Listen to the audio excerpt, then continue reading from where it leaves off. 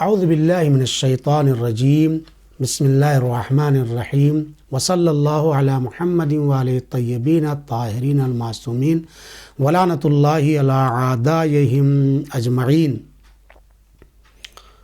ان اللہ لا یہدی من ہوا مسرف کذاب۔ پروردگار عالم جو لوگ اسراف کرنے والے ہیں ان کی کبھی بھی ہدایت نہیں کرتا ہے۔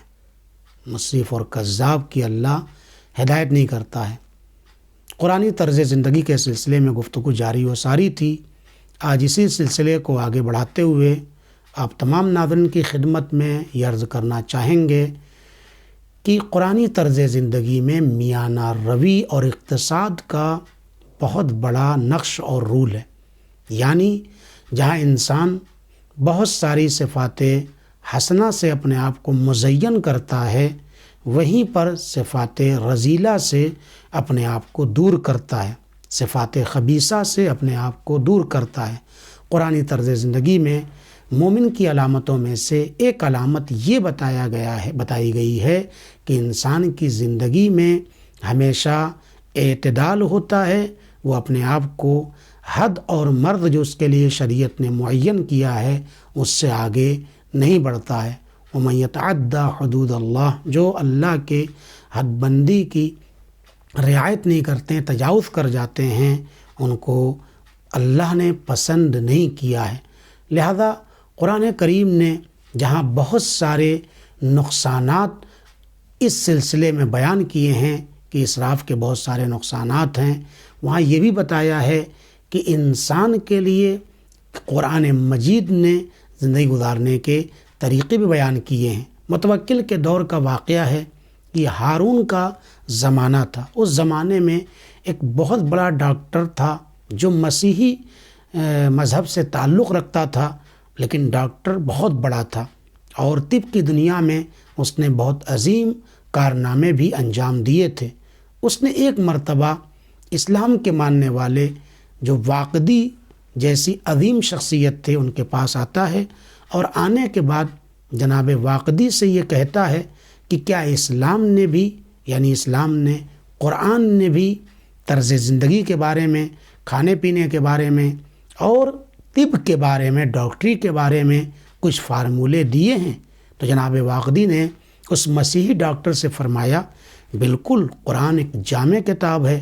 قرآن کریم ایک ایسی کتاب ہے جس میں دنیا کا سارا خشک تر موجود ہے۔ یہ اور بات ہے، ہر کس و ناکس اس کے علم سے بہرہ مند نہیں ہو سکتا ہے۔ اس کے علم سے بہرہ مند ہونے کے لیے ایمان چاہیے، تقوی چاہیے، علم چاہیے، محبت اہل بیت چاہیے، بہت ساری چیزیں ایڈ ہوں گی تو پھر انسان اس کے علم سے بقدر معرفت استفادہ کر سکتا ہے، ورنہ جو حاملان قرآن ہیں وہ بتا سکتے ہیں کہ قرآن میں کہاں پر کس چیز کا ذکر موجود ہے۔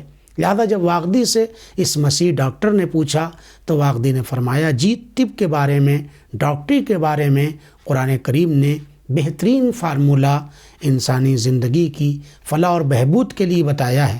اس نے پوچھا وہ کون سا فارمولہ ہے؟ تو اس نے اس آیت کو پڑھا، کلوا واشربوا ولا تسرفوا انہ لا يحب المسرفین۔ یہ دیکھو، کھاؤ پیو، اس پر کوئی پابندی نہیں ہے۔ اللہ نے کھانے کے لیے اور پینے کے لیے تمہیں چھوڑ رکھا ہے، ولا تسرفوا، لیکن اس بات کا دھیان رہے کہ کبھی بھی اسراف نہ کرنا، نہ کھانے کے پینے میں اسراف کرنا، نہ پینے کے سلسلے میں اسراف کرنا، اور نہ ہی کھانے پینے کے سلسلے میں تم حد سے تجاوز کرنا، اور نہ ہی اتنا کم کھانا کہ ظلم ہو جائے۔ کیوں؟ اس لیے کہ انہ لا يحب المسرفین، اللہ جو اسراف کرنے والے ہیں انہیں بالکل پسند نہیں کرتا ہے۔ مسیح ڈاکٹر نے جب یہ آیت سنی تو وجد میں آ گیا۔ اس نے کہا، واقعاً بہترین فارمولہ قرآن کریم نے طب کے بارے میں بیان کیا ہے۔ تو اس نے پوچھا کہ کیا لسان پیغمبر پر، زبان پیغمبر پر بھی اس طرح کی کوئی چیز ہے جو پیغمبر نے بتایا ہو انسانی زندگی کے لیے کہ ہمیشہ وہ صحت مند رہے، سالم رہے، بہترین زندگی گزارے؟ تو وہ کیا کرے؟ کیا پیغمبر نے بھی ڈاکٹری کے سلسلے میں، طب کے سلسلے میں کچھ باتیں عرض کی ہیں؟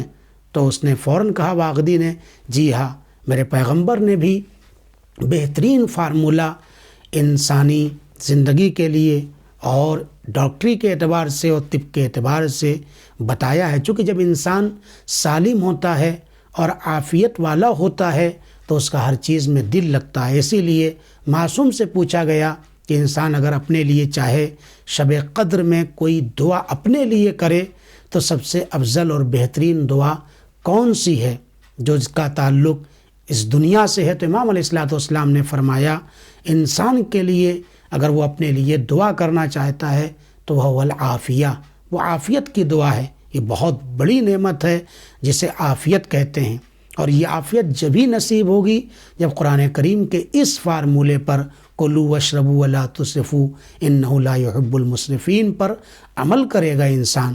لہذا اس نے کہا کہ جی ہاں، میرے پیغمبر نے فرمایا ہے کہ المعدۃ بیت کل داء، یعنی پیٹ جو ہے نا وہ تمام دواؤں کا، تمام درد کا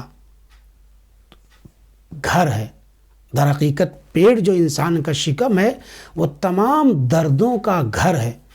والحمیت، اور اس سے پرہیزگاری یعنی اپنے آپ کو بچانا مہلک چیزوں سے، اسراف کرنے سے، زیادہ کھانے پینے سے، راس کل دوا، ہر چیز کی دوا یہ ہے کہ انسان لمٹ میں کھائے اور پیے۔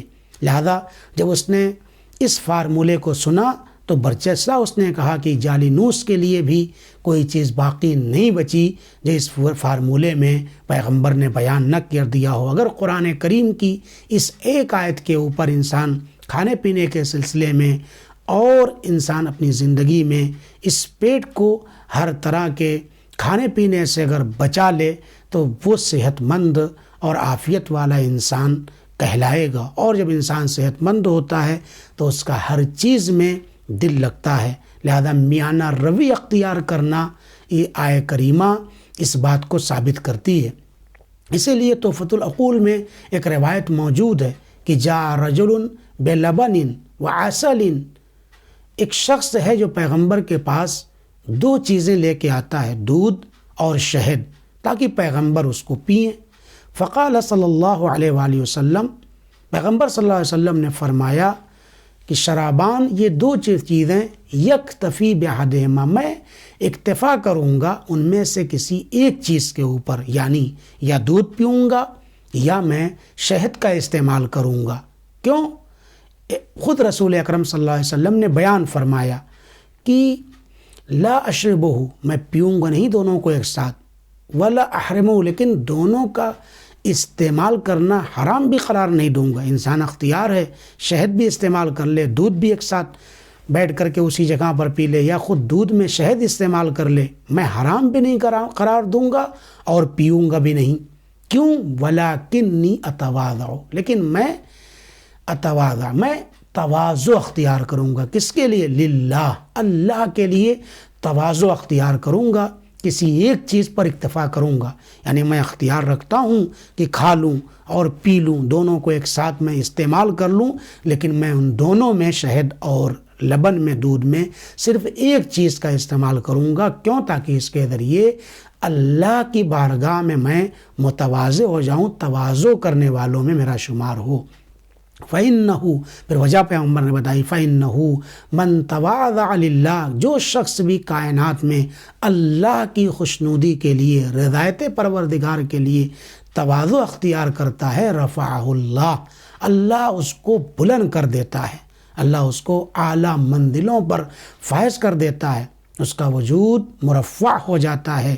وَمَن تَكَبَّرَ، اور جو تکبر اختیار کرتا ہے، تواضع نہیں کرتا، یعنی تکبر اختیار کرنا بھی اسراف ہے، یہ میانہ روی نہیں ہے۔ اپنے کو بڑا جتانا، فخر و فروشی کرنا اور تکبر اختیار کرنا یہ صحیح نہیں ہے۔ لہذا جو انسان تکبر اختیار کرتا ہے، وضع اللہ، اللہ اس کو نیچے گرا دیتا ہے، اللہ اس کو گرا دیتا ہے، پست کر دیتا ہے۔ وَمَنِ اقْتَصَدَ فِي مَعِیشَتِ، اور جو اپنی معیشت میں، کھانے پینے میں، اپنی معیشت میں اعتدال اختیار کرتا ہے، بیلنس رکھتا ہے، رزقہ اللہ، اللہ اس کو اپنی بارگاہ سے رزق عطا فرماتا ہے۔ رزق کا مطلب صرف کھانا پینا نہیں ہے، بلکہ بہت ساری چیزوں کو رزق کہا گیا ہے۔ اچھے پڑوسی کا ہونا رزق ہے، اچھی اولاد کا ہونا رزق ہے، اچھے ساتھی کا مل جانا رزق ہے، علم مل جانا رزق ہے، ہدایت مل جانا رزق ہے۔ بہت وسیع دائرہ ہے رزق کا، لہذا جو انسان تواضع اختیار کرتا ہے اور اقتصاد کے راستے پر یعنی میانہ روی اختیار کرتا ہے، اللہ اس کو رزق عطا فرماتا ہے۔ ومن بذر حرمہ اللہ، اور جو رخت پاش یعنی بہت زیادہ خرچ کرتا ہے، متوجہ نہیں ہے، بہت زیادہ اسراف کرنے والا ہے۔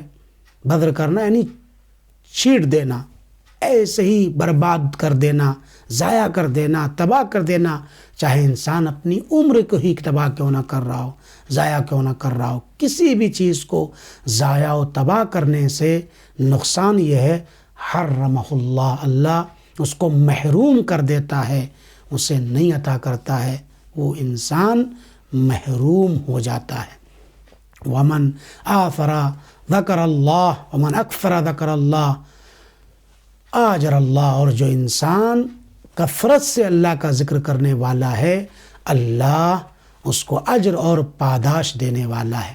لہذا معلوم یہ ہوا قرآنی طرز زندگی میں اگر انسان چاہتا ہے کہ برکت پیدا ہو جائے تو اسے چاہیے کہ وہ کم غذاؤں پر اور کم پینے کے اوپر اکتفا کرے، بلکہ اقتصاد اور میانہ روی سے کام لے۔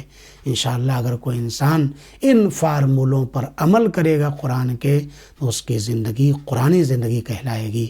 والسلام علیکم ورحمۃ اللہ وبرکاتہ۔